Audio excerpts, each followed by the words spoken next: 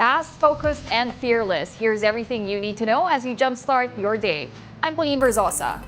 President Bongbong Marcos will lead the celebration of the country's 126th Independence Day in Luneta today. In a statement, Marcos lauded the ordinary Filipinos for having the true spirit of freedom amid the daily struggles. He also praised the strong sense of nationalism among Filipinos and their unity in protecting the freedom passed on to us by our forebears. Marcos urged Filipinos to be dedicated with him in achieving what he calls the Bagong Pilipinas. Let's now take a look at the latest situation in Luneta Park, where President Marcos will lead the celebration of the Independence Day.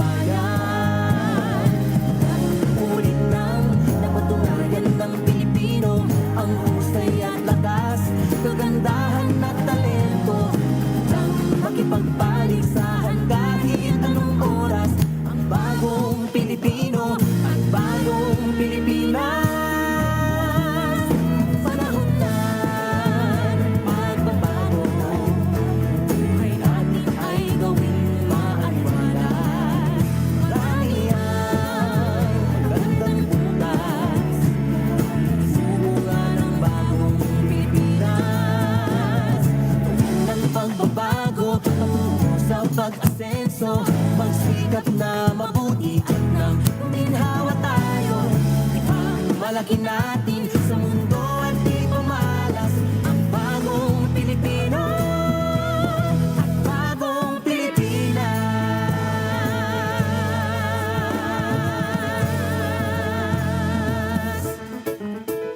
Panahon na.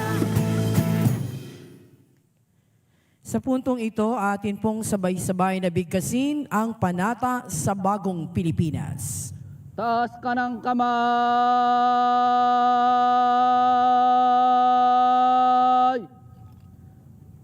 Na! Panata sa bagong Pilipinas. Bilang Pilipino, buong pagmamalaki kong isasabuhay ang bagong Pilipinas. Buhay sa aking dugo ang lahing dakila, magiting at may dangal.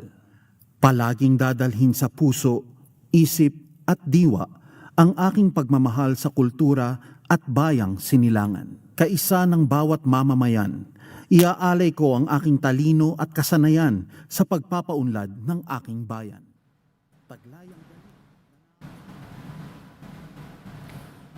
We are seeing live pictures of President Bongbong Marcos leading this country's 126th Independence Day celebration at the Luneta Park. He will be leading this along with NHCP Chairperson Lisa Guerrero Nakpil and AFP Chief of Staff General Romeo Bronner Jr.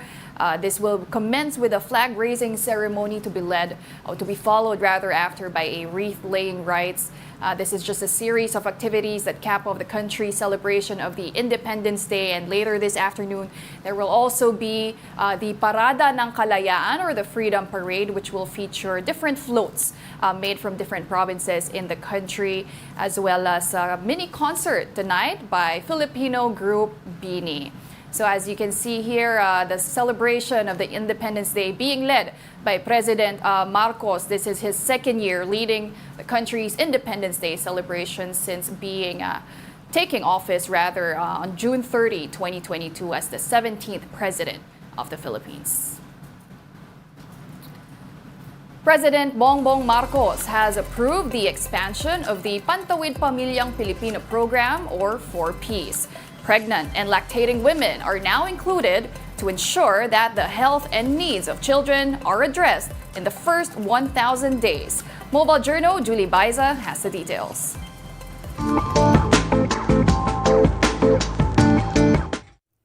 pregnant and lactating women will now be included at the Pantawid Pamilyang Pilipino program or 4Ps of the Department of Social Welfare and Development.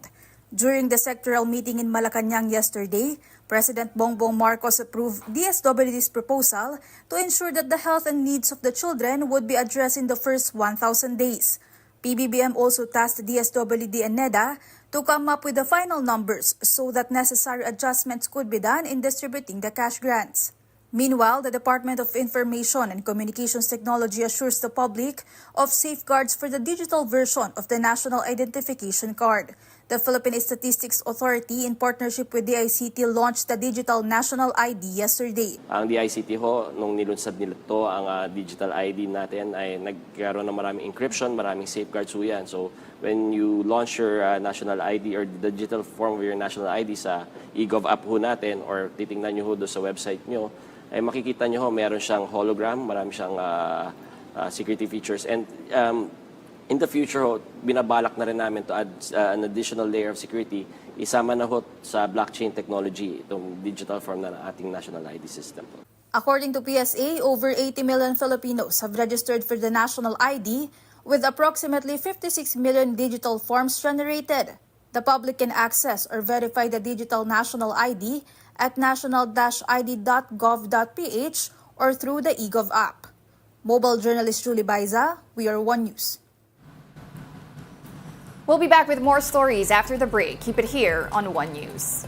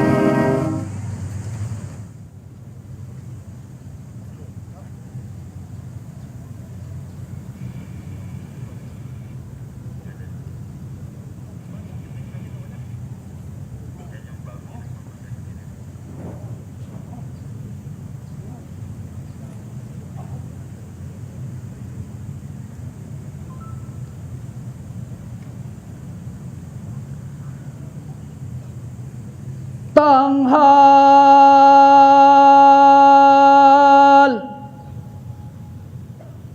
Ta! Kalapunan, mga Pinod Kawal, tanghal! Ta!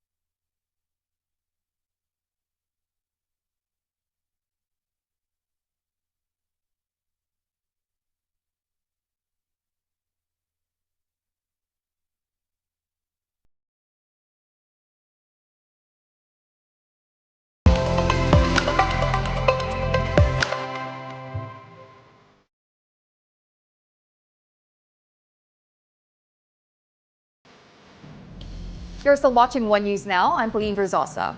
Let's now take a quick look at today's other headlines.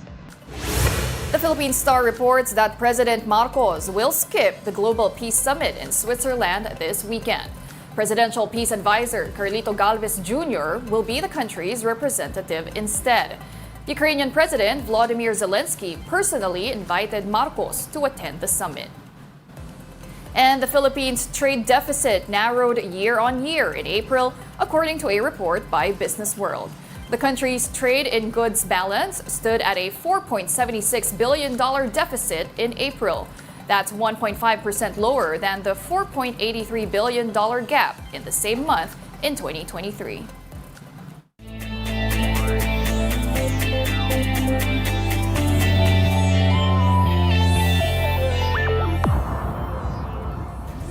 The Meralco Bolts aim for a 3-1 series lead, while San Miguel seeks for redemption in Game 4 of the PBA Philippine Cup Finals.